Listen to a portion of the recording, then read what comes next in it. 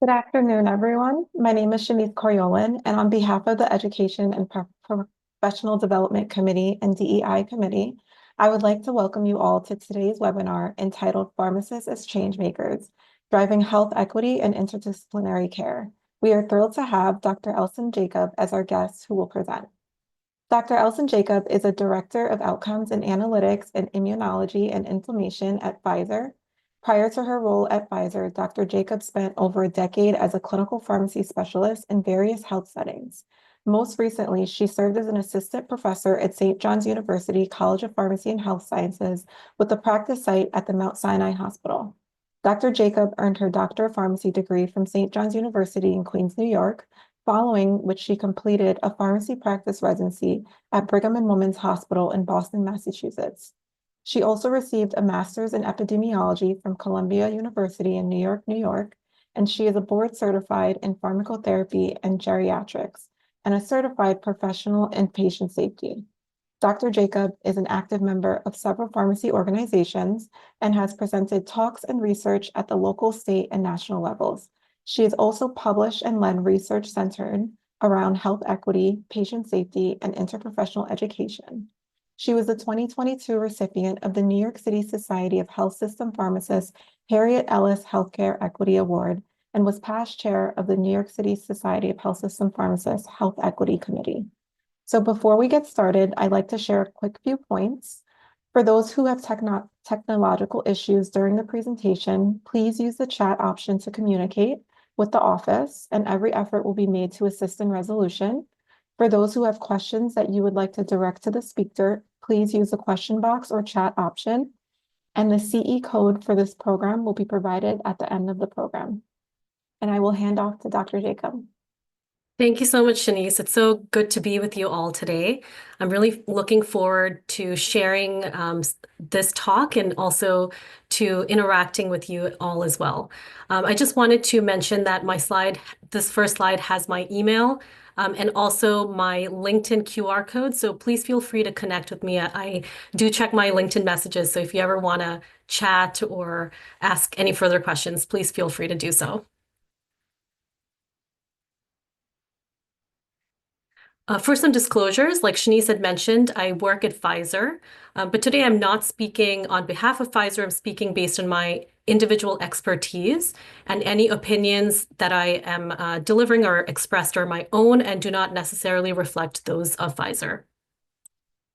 By the end of this talk, I would like to have defined health equity and other terms related, to talk about the role of pharmacists in health equity, to discuss and evaluate barriers that stay in the way for us achieving health equity as pharmacists and healthcare practitioners, and then to demonstrate effective strategies for driving health equity.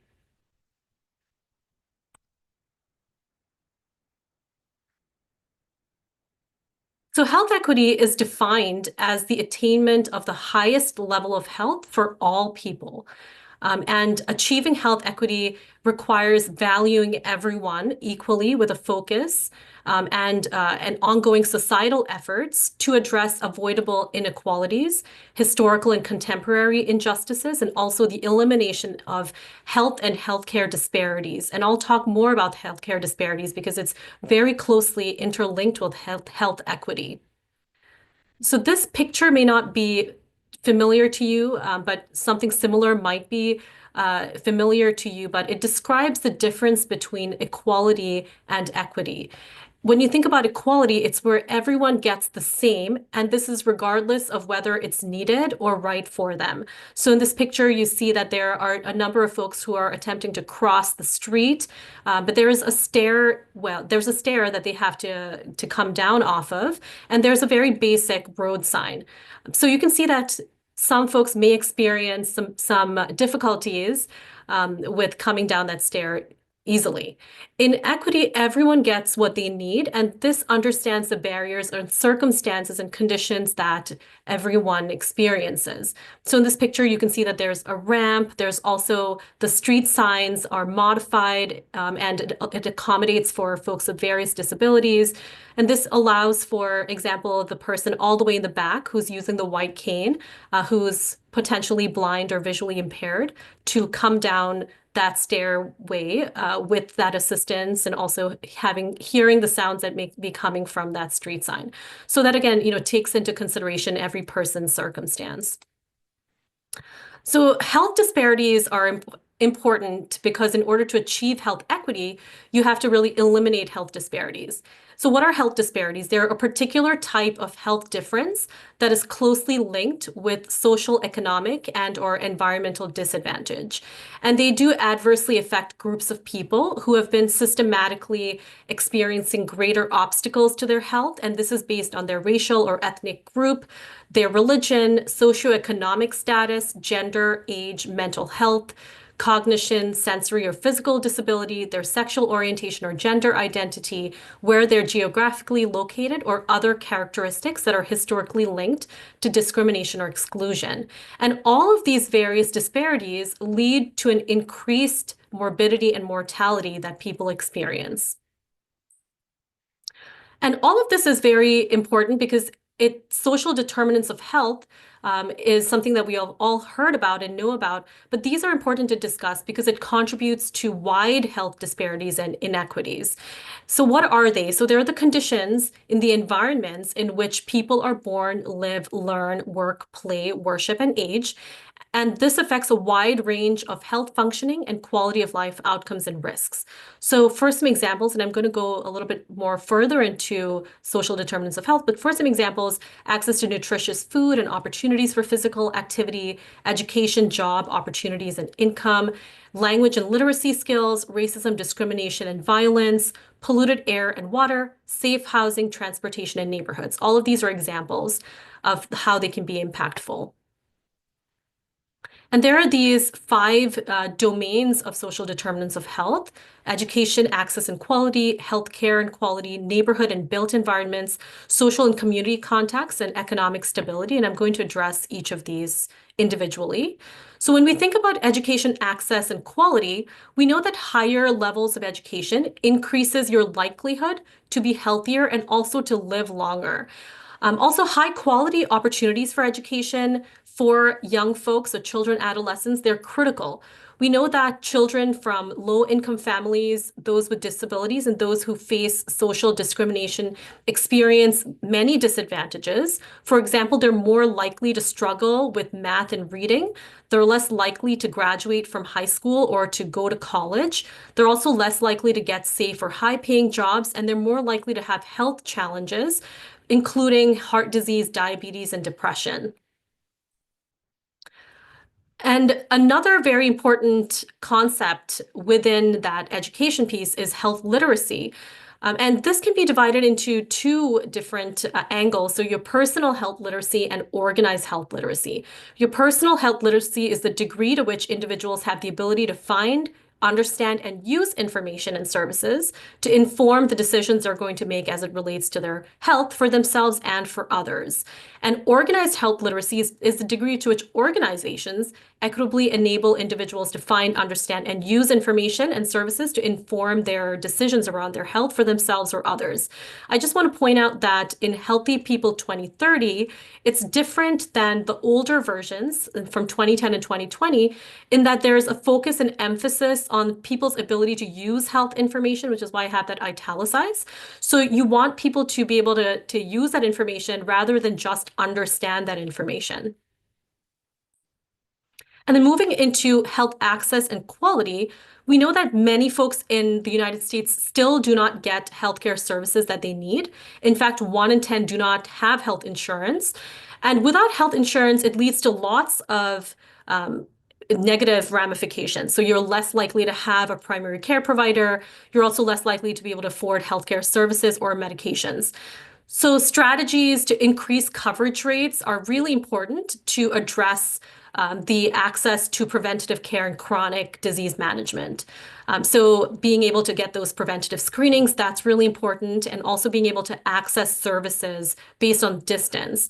So, this is particularly, I think, important for pharmacists in our discipline, because now there are more, when you think about community pharmacy, especially, more and more places are shuttering down, and there are these pharmacy deserts now that individuals have to travel long distances even to get access to their medication. So it really does play into that healthcare access piece and shows us how important it is to make sure that everybody has that access to care. The next aspect to social determinants of health and categories, neighborhood and built environment. So this talks to where people live and work, and this has a major impact on health and well-being.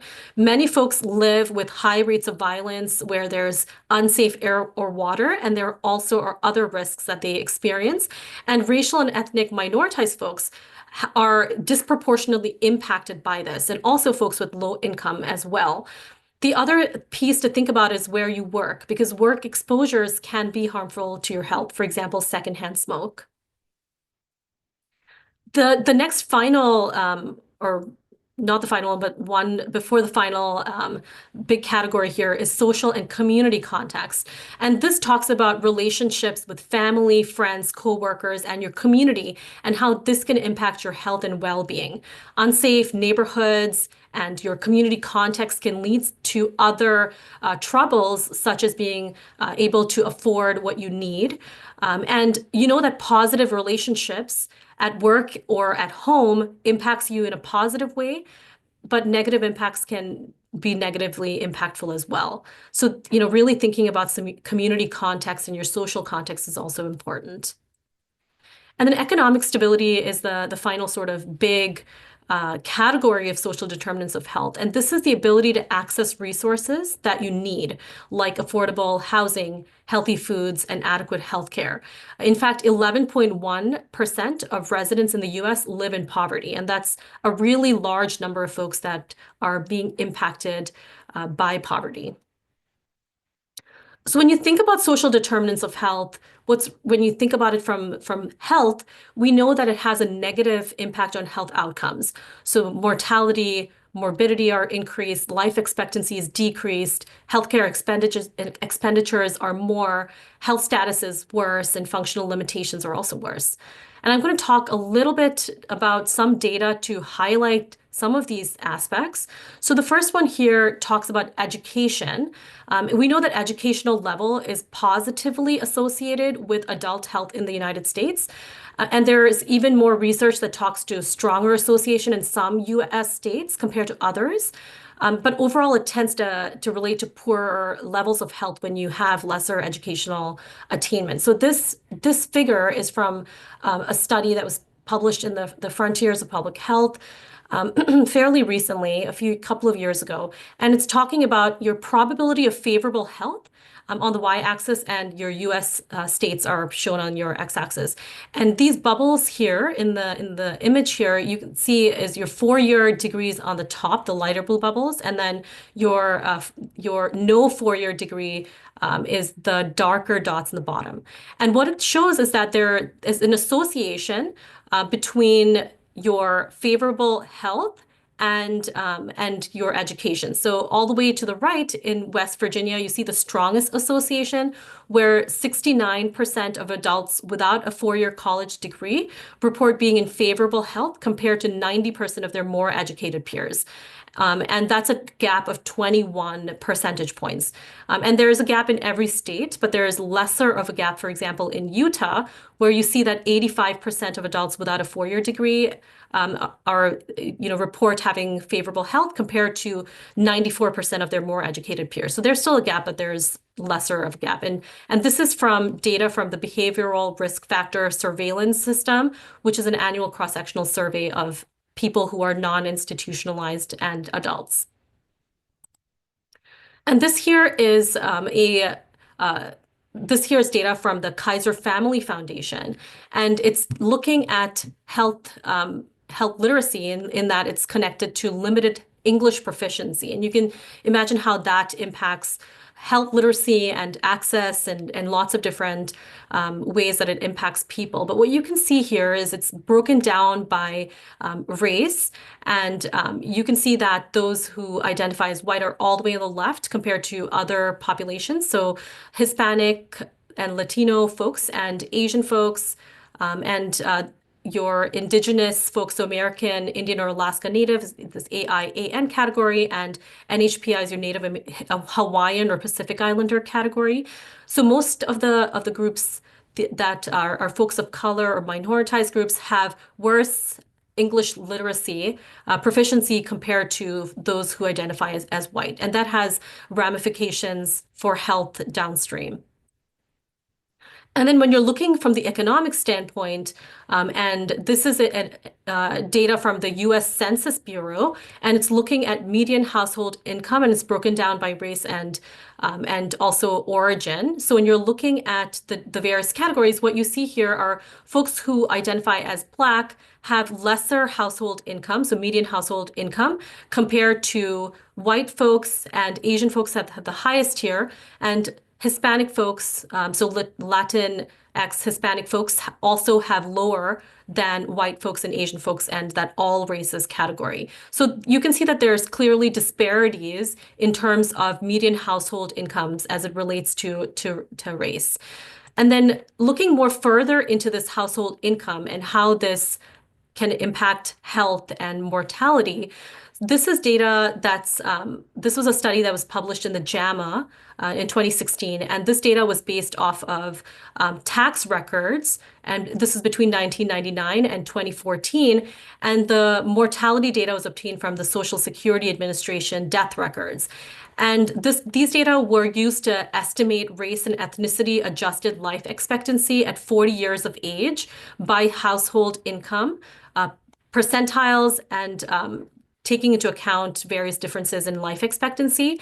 So what you can see here is that there's a large gap that exists in life expectancy between people who are at the top income distribution compared to the lowest income distribution. This is both for women and men.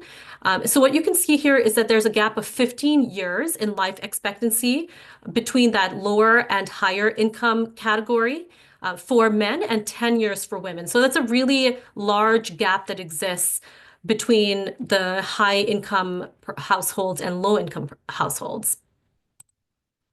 And this is looking at also data from the Kaiser Family Foundation. And this is looking at health and healthcare among people of color compared to white folks. And it's looking at the number of measures for which groups fared worse, the same, or better.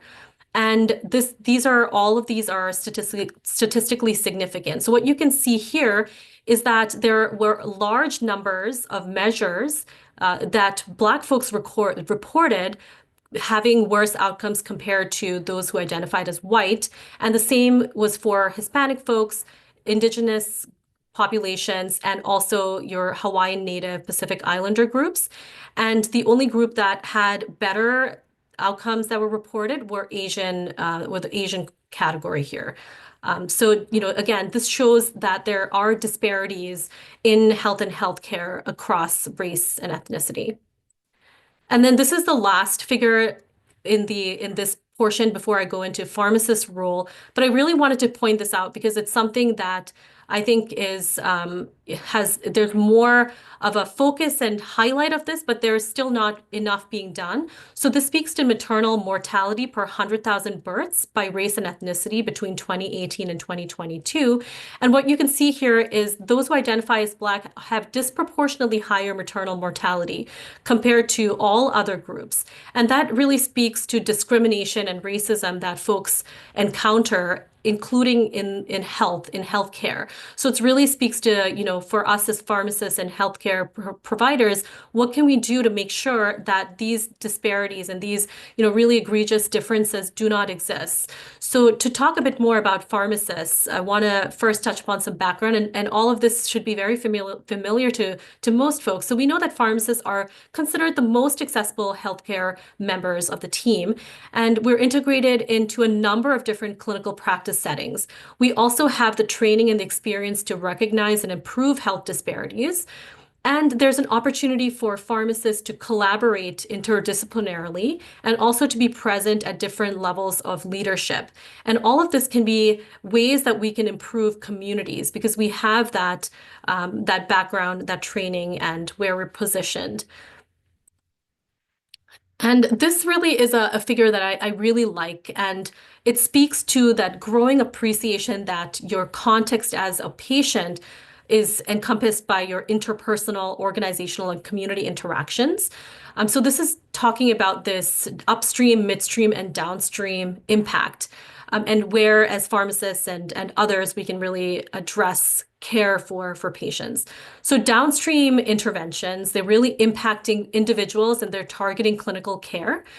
Your midstream interventions, they impact individuals and target social needs. And then your upstream interventions impact communities and target conditions in communities. And historically, there's been a lot of focus on this downstream interventions, and that addresses the individual patient treatment, for example, of chronic diseases. But really, to substantially reduce health disparities and impact health equity in a larger way, you have to be focused more on this upstream interventions.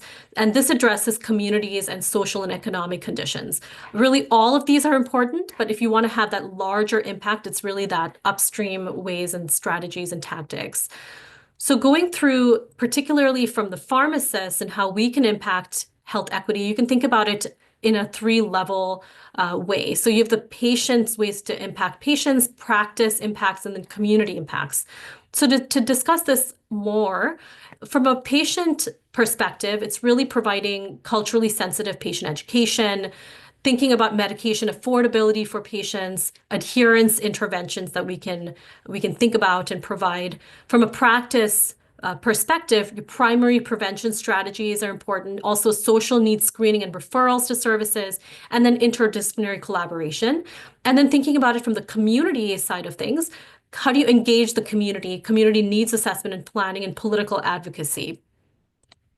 And then I'm going to go further into each of these categories. From a patient level, when we think about providing culturally sensitive patient education, we really have to think about implicit bias that exists within us and also within systems, health literacy concerns, and how do you address those concerns appropriately, and then language barriers. So using interpreter services, if that's available for you in your practice setting, or tools, and there are tools, for example, AI tools that are now becoming more available. So how do you leverage those tools to make sure you're addressing these barriers that patients experience?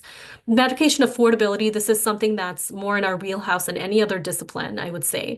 This really talks to cost-effective medications. So choosing medications that are most cost-effective, thinking about these assistance programs that exist in various different capacities, and then making sure that patients have insurance coverage. And that might be connecting the patient with a social worker or folks that can help patients tap into insurance. And then when thinking about medication adherence interventions, there are lots of different ways to think through this. You can think about combining pills, so combination pills, pill boxes, reminders, custom packaging, so blister packs, automatic refill options, 90-day supply fills, medication delivery services, and also synchronizing the fills so that patients are not going to the pharmacy, for example, multiple times when they're not, that's obviously not as easy. So getting them on that same synchronized fill. So if you're not in a community setting, really working with your community pharmacy counterparts, and allowing for these various ways of helping patients. And then also utilizing claims data to identify patients who are at risk of non-adherence, and then meeting patients where they are and making sure that we're supporting them to be more adherent to their therapy. And then collaborating with social workers and community health workers to address concerns such as transportation needs and their lack of social support that patients may experience. Because all of this is going to ultimately tie into medication adherence for the patient and also health outcomes. So I wanted to point out a couple of different examples in the literature that speak to these patient-level impacts. So this first one, the first example is a pharmacist and health coach delivered mobile health intervention. So this was in the primary care clinic setting, and this was where pharmacists were providing telehealth visits. And the care coordinators, the health coach coordinators were African American and Hispanic or Latinx. And these care coordinators visited the patients in their home and also coordinated care. And the patients in this particular study which was published in the JAMA in 2023, were African American and Hispanic or Latinx patients with type 2 diabetes and a hemoglobin A1C of 8% or higher. And here, pharmacists followed a protocol, and this included medication reconciliation, goal setting, development of care plans, education, adherence aids, and also therapy intensification.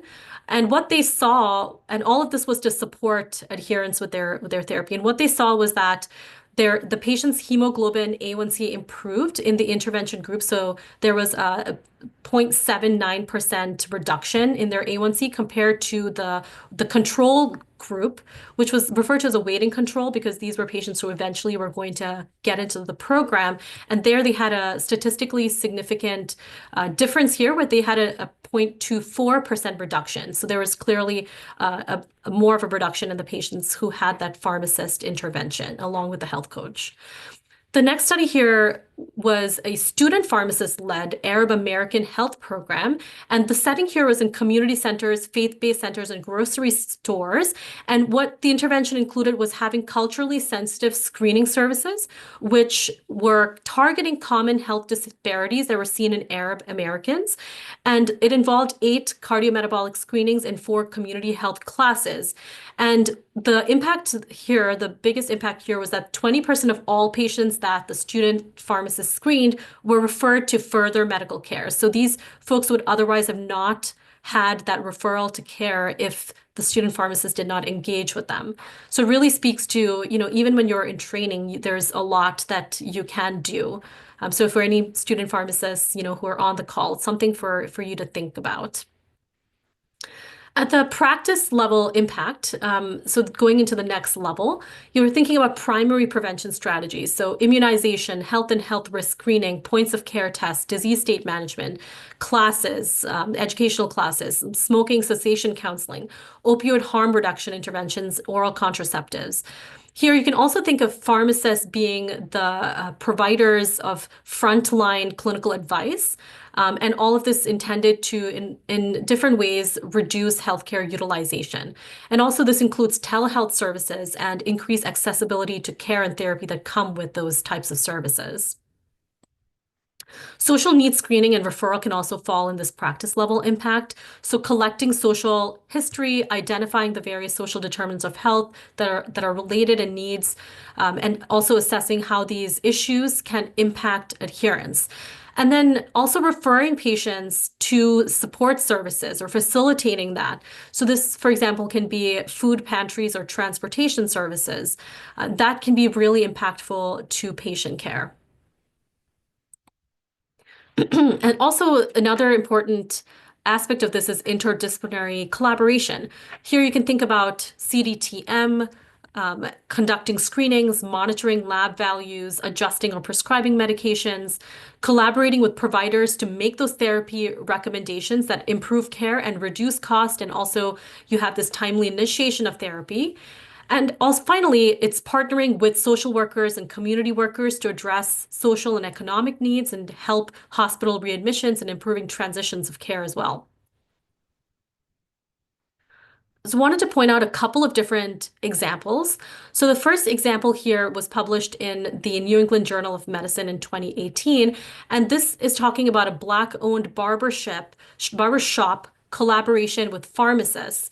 And here, pharmacists were randomized to a pharmacist-led intervention group or a control group.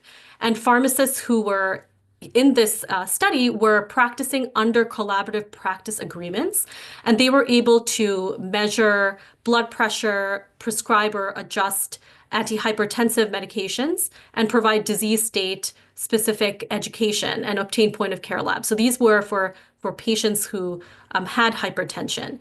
And then barbers were trained to take blood pressure readings and then report those readings back to pharmacists. And what they saw was at the 6-month mark, there was a blood pressure reduction of 27 in the intervention group and 9.3 in the control group. And then when looking at blood pressure goals of less than 130/80, 63.6% in the intervention group had that reduction compared to only 11.7% in the control group. And all of these were statistically significant as well. So it's a really innovative way to meet patients where they are. And this next example is a pharmacist-led multidisciplinary naloxone patient education program. And this was a study that I led. And this was looking at the inpatient setting. And we'd screen patients who were at high risk for opioid overdose. And patients were provided tailored education based on the naloxone product that was covered under their insurance at the time. And this was before the laws were changed in Maryland, where patients were able to access naloxone without a prescription. And what we looked at was pre and post education. And we saw that there was improved in knowledge on naloxone use and administration following the education that we provided. And this was statistically significant. And then moving into community level impact. So one of the important aspects here is engaging with the community. So partnering with community groups and public health services, developing a relationship with your local groups, such as your food banks or transportation services, engaging with communities through volunteering at health fairs, indigent clinics, leading seminars at your local schools, like including your elementary schools, through high school, or presenting to residents at long-term care facilities. Then when you think about a needs assessment and planning, this is really to understand the needs of patient populations in your community and then to leverage this into broader conversations. And this could be even more impactful if you're able to do research in this area and think about the patterns that arise and then determining interventions and designing interventions that address those patterns that we're seeing, those barriers that communities are experiencing. And then finally, political advocacy. So this is, of course, advocating for change and helping shape public health policy and including public safety and pollution. And then engaging with state and national societies to support those policy changes. And NYSCHP does an amazing job in the political advocacy sphere and a lot of these other areas as well. And then advocating for increased accessibility to pharmacy services. And then pharmacists also seeking positions if they're interested in local, state, national government and legislative bodies. Excuse me. So I wanted to provide an example, and I thought this story was pretty powerful. So the Washington State Pharmacists Association was the first pharmacist association that instituted formalizing training of pharmacists in vaccines and administration. And this was in 1994. And in 1996, actually, the American Pharmacists Association started having this formalized training program, which probably many of us went through. The Washington State Pharmacists Association was the first that I could find in the literature that developed this formalized training for pharmacists. So that really led to a lot of other groups developing similar programs. And then I wanted to highlight the study, which was actually authored by several members of NYSCHP.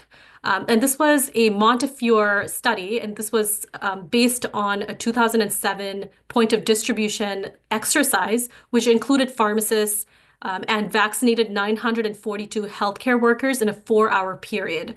And what they demonstrated at the time was that, and this was on the heels of 9/11, was that in the event of a bioterrorism event, the operation could vaccinate 12,000 healthcare workers in a 2-day period. And what the authors concluded was that if the scope of practice for pharmacists were expanded in New York State, it would lead to an increase of vaccinations. And of course, a year later from this exercise in 2008, New York State became the 49th state to allow pharmacists to administer vaccinations. And this was, of course, with a lot of advocacy efforts by NYSCHP and other groups, but a lot of advocacy efforts that led to that change happening. And that really led to so much when we think about impact at the community level and nationally. Large impact. So what I wanted to show here was data from IQVIA, which is looking at claims data per 100,000 eligible patients. And it's looking at the pharmacy claims and non-pharmacy claims for vaccinations. And what you see here is around the time of the pandemic, you see a large shift where the largest number of vaccines were being administered in a pharmacy setting. None of this would have been possible if pharmacists, of course, didn't have the opportunity to vaccinate. So, just goes to show how those programs, those earlier programs, some even before 1994, how that led to pharmacists really taking on a majority of adult vaccines as the years kind of went by. And this includes, not only the COVID vaccine, but flu vaccine and lots of others as well. But when we're looking at COVID-19 vaccines alone, you can see here that a vast majority of the vaccines that were administered in the United States were administered in pharmacy settings. And this is, across from the time that they were approved all the way through 2022. So with all of that impact that we are able to have as pharmacists, why is it still a barrier that we experience? Like, what are these barriers for achieving health equity, and how can we address those barriers? So let's first talk about barriers for achieving health equity. The first is a lack of awareness. So there's a lack of recognition by some of the importance of addressing health disparities. There's also an underappreciation when you think about it from the pharmacy side of things, and for pharmacists and technicians and pharmacy staff, there's an underappreciation of what we can bring to addressing health equity. There's also not as much literature that talks about pharmacists' capabilities in addressing health disparities. There is some, but I think more can be done to close this gap in literature that talks to pharmacists' capabilities. There's also a lack of support, and this is in lots of different angles. So one is we still have a very large percentage of pharmacists that are burnt out, pharmacists and pharmacy staff. And this is across the various health settings that pharmacists practice in. There's lots of burnout. And this, of course, if you are burnt out as an individual, or if you think about it in a bigger scale, you burnt out as an organization or even profession, it reduces what we can do as individuals or a discipline. So thinking also from a staffing perspective, there's reduced staff in virtually every health setting that pharmacists practice in, and that lack of support leads to other ramifications, including a decreased ability to provide equitable care. There's also opposition to health equity work, and we're seeing more of this now in various levels, so local, regional, or national levels. And that obviously leads to a reduced ability for folks to work in this space and to address health equity concerns. There's also an opposition to pharmacists' scope of practice and provider status, and expanding that to allow pharmacists to do more. There's very much a active opposition to efforts by groups such as NYSCHP as well in expanding what pharmacists are able to do. And there's also silos that exist, and this limits the opportunity for collaboration. And silos in every sphere, whether you're thinking about from academia to clinical settings or across healthcare to technology sector. So there's lots of opportunities for collaboration, but there's silos and limited opportunities to tap into that. There's also a lack of resources. So some of this is protected research time is not typical for pharmacists, but it's typical for physicians, for example, to have that opportunity to do research in a protected capacity. So having that time set apart to focus in research or quality improvement. There's also not always an opportunity to gain these additional skills for research or to train on these areas that might allow us to lead more in that space.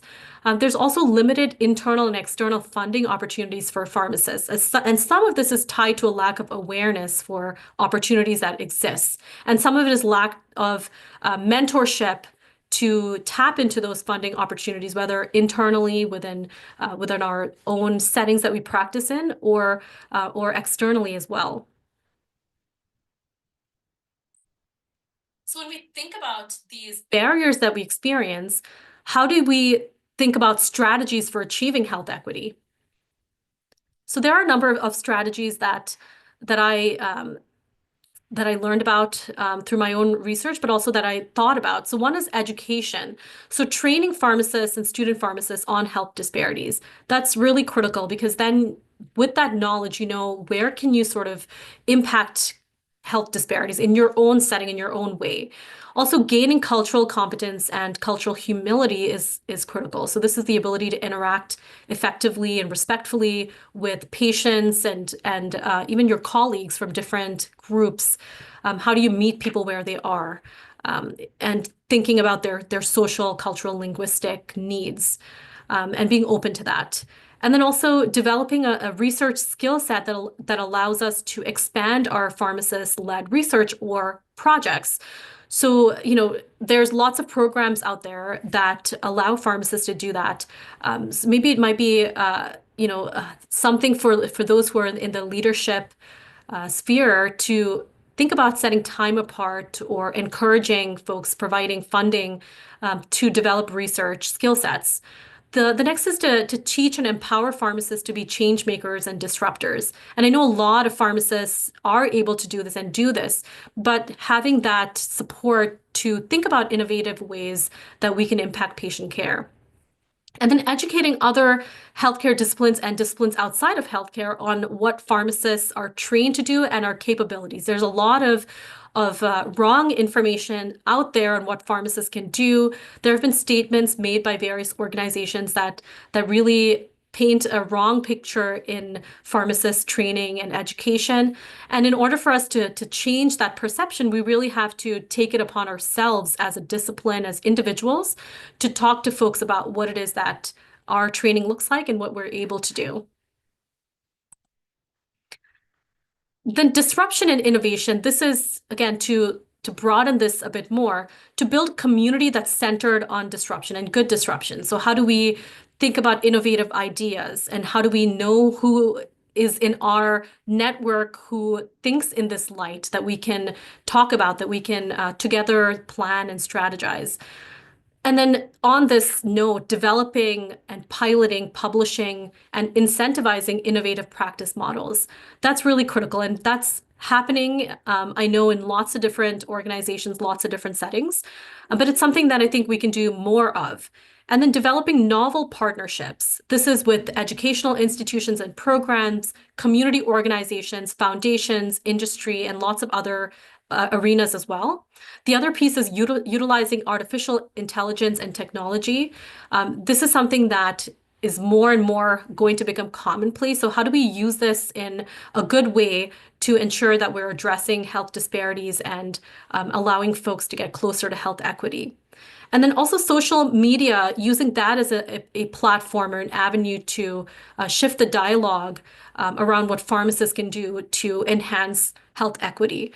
And finally, thinking about benchmarking opportunities. So what is the gold standard and how do we arrive there in each of our various practice settings? So, you know, whether you're in ambulatory care or critical care or wherever you might be, how do you know what the gold standard is? And then how do you get there, whether that's partnering with your counterparts in other disciplines or thinking about innovative practice models or other ideas?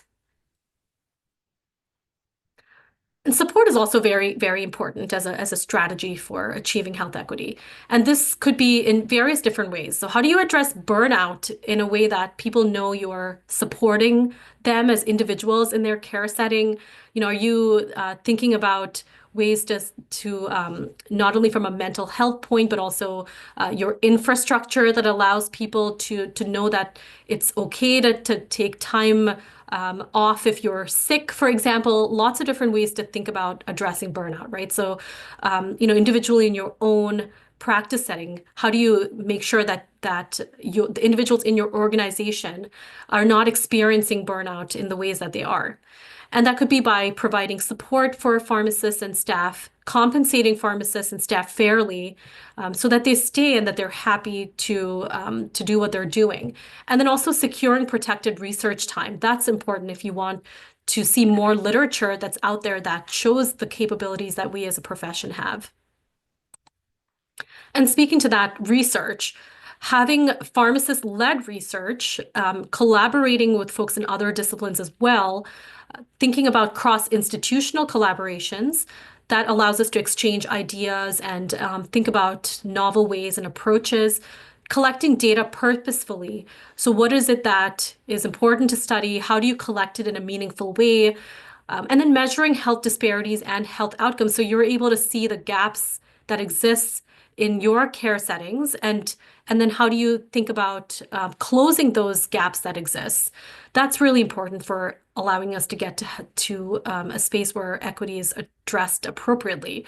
And then presenting that work that you've undertaken and publishing that work is really important.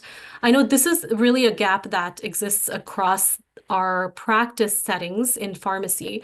I think I read some years ago that, and these numbers may have changed, but only 10% of residency projects that are completed are even submitted for publication. So how do you change it so that there's a larger number of articles from pharmacists of the good work that we do that's out there for folks to read and appreciate and understand how they can partner with us as a discipline?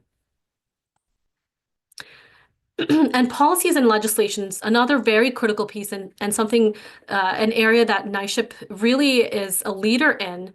And this is important because pharmacists are able to increase the capacity for us as a discipline to help patients and communities.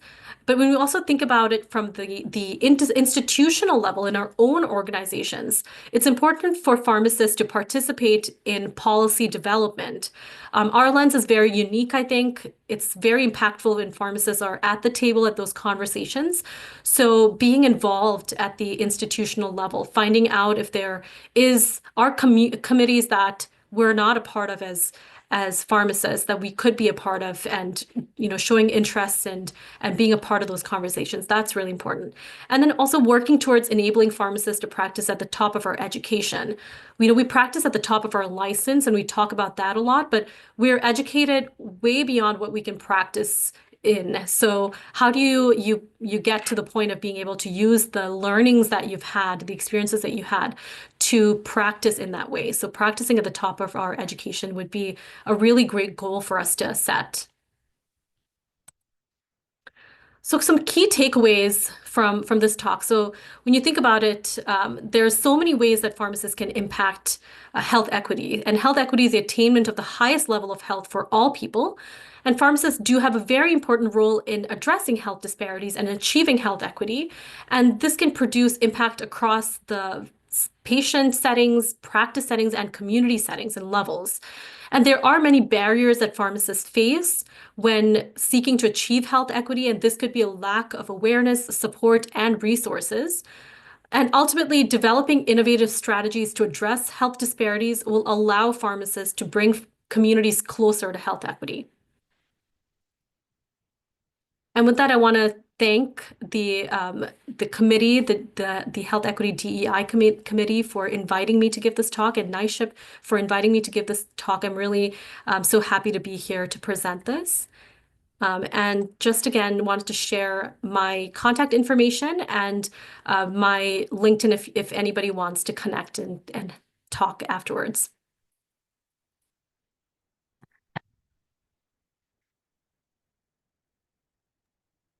And at this time, I can take any questions. Thank you, Elsen. So you do have one question in the chat. So it says, can you please expand a bit on resources to educate patients whose first language is not English? You mentioned that there are tools that you've used. Okay, thank you for that question. Yeah, so there's a number of different ways that you can do this. Oftentimes within these educational platforms that you might have access to, there are other language capabilities in there. But one area that I've seen, and I don't practice in direct patient care anymore, so I'm not using these tools day to day, but there are various AI tools that translate the resources that you have now pretty quickly into other languages. So that's something that I think we can tap into in order to have those resources that are translated into other languages that patients are most comfortable with. But what I've used personally when I was in practice was tapping into translator services. And for example, when I was at Mount Sinai, we had translator services available in most of the major languages and even some dialects that were more rare. So that was something that I, frequently used the translator services to talk to patients in the language of that they're most comfortable with. And sometimes you also have video capabilities as well, that allow you to see the translator, and sometimes you are able to have in-person translators, but it really does vary across the practice settings, and what you have access to really varies. So I think, really thinking about these AI tools that can translate the data and the educational resources that you have in other languages is a good approach. Thank you. And then you have another question. Could you please address the health inequities for the LGBTQ plus community? Yes. And that's a really important question. And I didn't show the data in my presentation, but it's the LGBTQIA plus community is definitely a community that experiences a lot of discrimination. And now we're hearing, especially in the news and in present day, about a lot of efforts to further discriminate, especially the trans community. And, as healthcare professionals, it's really important for us to find ways to support patients, because there are more and more practices that are, not being able to support patients, and even things that, you can think about welcoming patients and making sure that patients know that they're welcome in your practice setting. So if you are in a community pharmacy setting or in a clinic setting, there are visual indicators that allow patients to know that they're safe to access care there. Things like using your pronouns appropriately when a patient shares what their pronouns are, being respectful to that, making sure you're using the name that they're referring to themselves with, and being respectful in general, because all of that ultimately leads to discrimination downstream. So if you, for example, create an environment where patients do not feel safe, they're less likely to access those spaces, less likely to see those providers. If they don't, if you don't, as a patient, know that you're going to be safe there, you're less likely to access care. But there's lots of downstream effects from that as well. So when you're not accessing care, you're not getting preventative services, you're not getting put on the appropriate therapy that you need to be placed on. All of that ties down to downstream effects on how your diseases are being managed. So, that's just an example that I am sharing from putting into context where we are.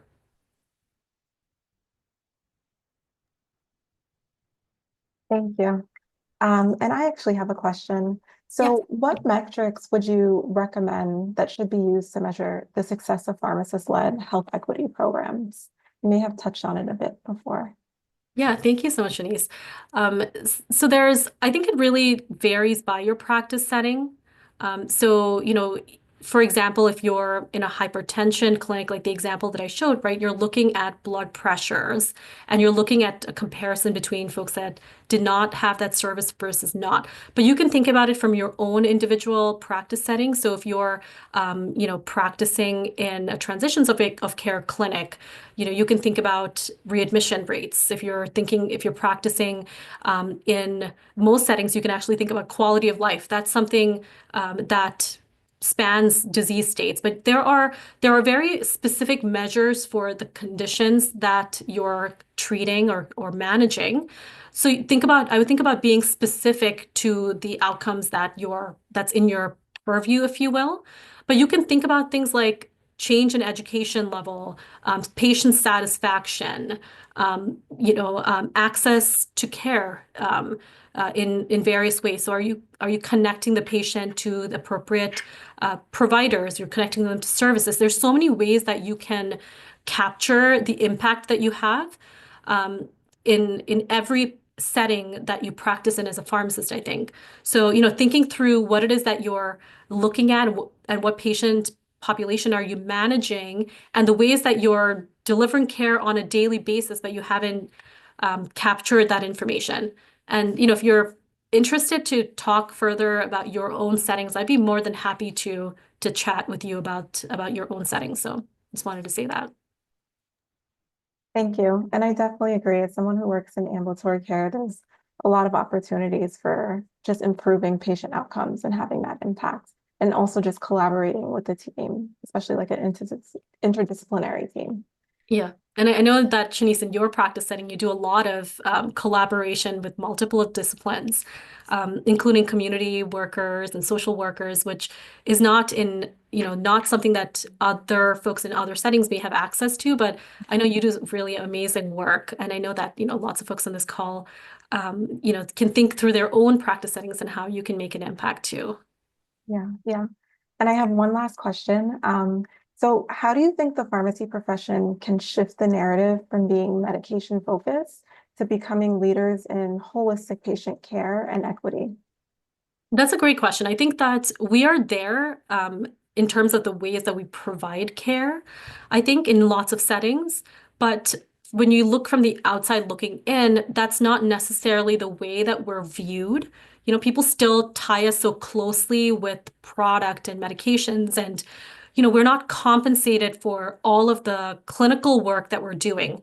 In most settings, other than if you're working within CDTM or in other ways, you're not being compensated for educating patients. You're not being compensated for connecting them with appropriate care. These are not things that people are recognizing that you're doing.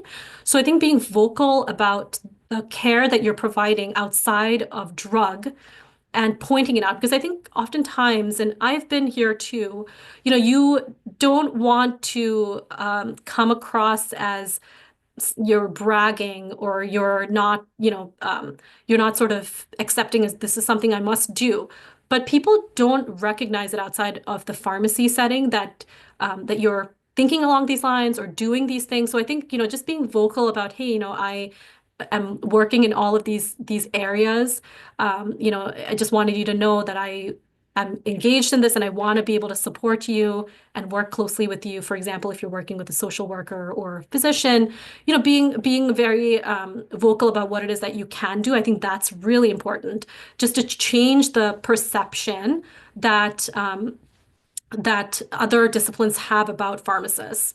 And I would even go one step further and say, not just within the healthcare setting, but talk about what you do, to your neighbor, to, people in your circle who are not even in healthcare, because that does have the opportunity to, have a larger impact, because those people are going to be talking to other people and they know that pharmacists are not just focused on medications. We're thinking about many, many other ways of impacting patient care. So I would say that's probably my number one approach, is being advocates for our own selves as individuals and as a profession. And then finding ways to publish or write about this. And if you don't have the capacity, because right now you're burnt out and right now you're in the thick of things, consider partnering with other folks like in academia or in training programs that may be able to support you or work with you to take some of the burden off of you, but may be able to help you get your information out there in a good way. So, I think really building up that capacity for ourselves and then highlighting the good work that we do. I definitely agree. Thank you for that answer. Sure. So just to wrap up, so thank you very much, Dr. Jacob, for providing today's webinar.